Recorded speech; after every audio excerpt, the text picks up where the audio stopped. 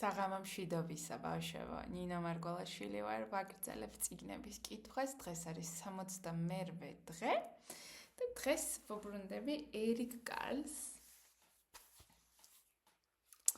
და მის არაჩვეულებრივ ზღაპრებს და დღეს უნდა წაგიკითხოთ ძალიან ჩუმი ჭრიჭინის შესახებ.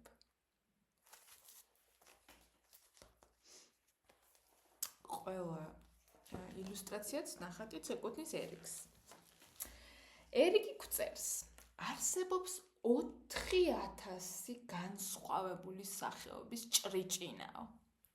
ზოგიერთი მიწის ქვეშ ცხოვრობს, ზოგიერთი მიწის ზემოთ, ზოგიერთი ბუჩქნარებში და ხეებზე ცხოვრობს, ზოგი წყალშიც კი ცხოვრობს.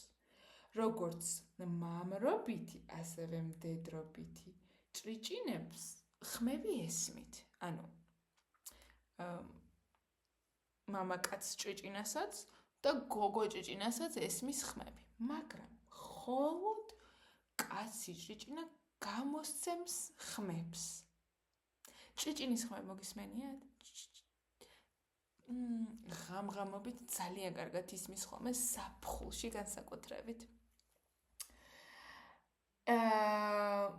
ეს მამრი ჭრიჭინები საკუთარ ფრთებს ერთმანეთზე უხახუნებენ და გამოიცემენ ჭრიჭინის ხმა, ჭრიჭინი.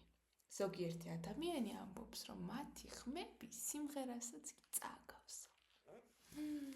გაიხსენეთ თუ მოგისმენიათ.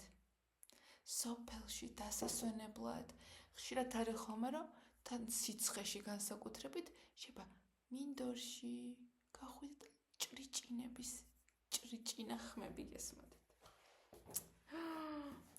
დავწყოთ.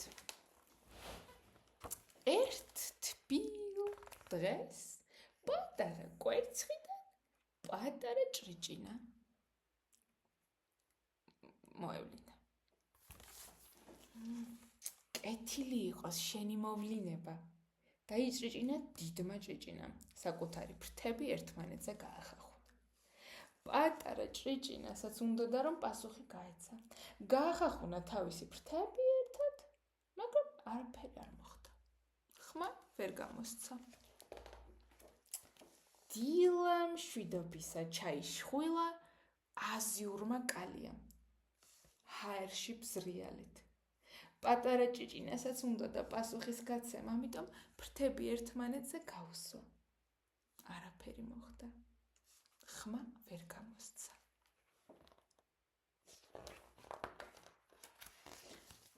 გამარჯობა, ჩაიჩურჩულა ჩოქელა და საკუთარი უზარმაზარი წინა ფეხები ერთმანეთზე გააუსვა. პატარა ჭრიჭინასაც რა თქმა უნდა სურდა პასუხის გაცემა, ამიტომ გაუსვა.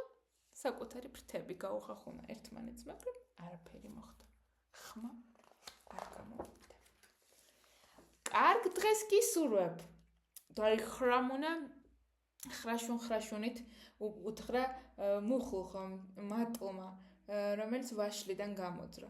პატარა ჭრიჭინასაც უნდა პასუხის გაცემა შესაბამისად ფრთები ერთმანეთზე გაახახუნა, მაგრამ არაფერი მოხდა. ხმა არ გამოვიდა. ჰეი! ბუშტაი, ესე იგი, ჰაერი გამოუშვა, ფურთხიკოჭია, რომელიც აი ამ აკაფებულ ზღვაში ესე ხურებდა, ვიცი, ესეთი ჭიები არსებობენ, რომლებიც ფოთლებიდან თან ძალიან მაგრა ყტუნაობა შეუვლიათ ბაყაყებივით, მაგრამ თან ფოთლებზე არსებულ პატარა მწერებს ჭამენ და ამავე დროს აკაფებენ იქაურობას და ნერწყვის ბუშტები ისება ხოლმე და მაგიტომ ცოტა ფურთხჭია ან ნერწყვჭია შეგვიძლია დაუწახოთ. პატარა ჭრიჭინასაც რა თქმა უნდა რომ პასუხი გაეცა, ამიტომ ფრთები რა ქნა ერთმანეთზე გაუხახუნა, მაგრამ არაფერი მოხდა.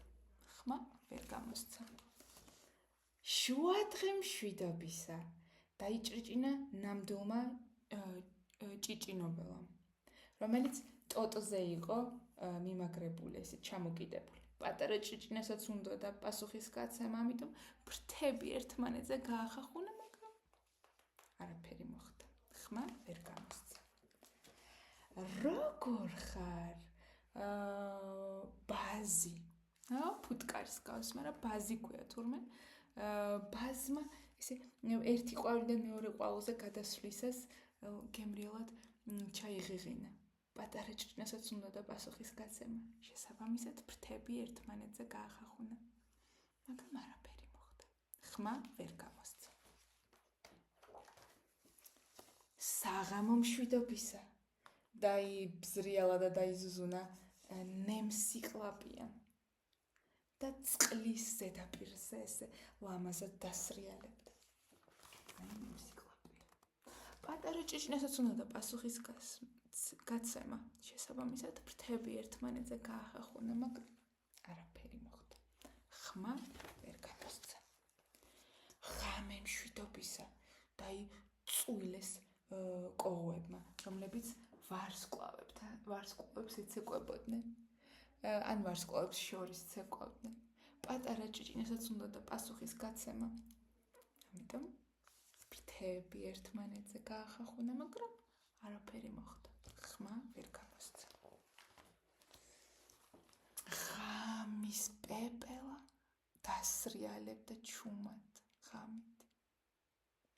და ჭრიჭინას ძალიან ესიამოვნა ის სიჩუმე, სიმშვიდე,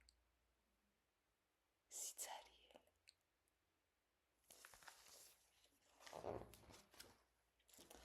და ღამის პეპელა ჩუმად შორს როდესაც გაუჩინარდა, ჭრიჭინამ მეორე ჭრიჭინა დაინახა. ეს გოგონა ასევე იყო ძალიან ჩუმი ჭრიჭინა. და მაშინ შემდეგ ჩვენმა ჭრიჭინამ გაახახუნა ერთმანეთზე ფრთები კიდევ ერთხელ. და ამჯერად დაიჭრიჭინა ყველაზე ლამაზი ხმები, რომელიც კი ოდესმე გაუგია გოგონა ჭრიჭინას.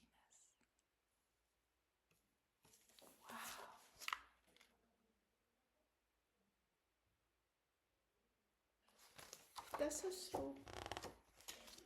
იმედი მაქვს მოგეწონათ და ისიამოვნეთ. ამ წიგნით ეს წიგნი მიუძღვნა ბოდიში კითხავს მე მგონი სალის და ბობს ერიკ კარლმა. ხო და იმედი მაქვს რომ გესიამოვნათ მართლა და უამრავი მწერი გაიცანით და ჩვენი ჭიჭინას თავგადასავალიც რაღაცნაირად ჭიჭინას თავგადასავალი რაღაცნაირად გულს გაგითბობთ. ხო? ეს იყო და ეს დააკვირდით თქვენს გარშემო ექსკურსიაზე როცა წახვალთ, ან შეიძლება ბუნებაში ცხოვრობთ, ბუნებასთან ახლოს ხართ, რამდენაირ მწერს დაინახავთ. და წარმოიდგინეთ, ნეტა რა გადახდოთ დღეს თავს. ეს იყო და ეს გემშვიდობებით და ტკბილ ძილს გისურვებ.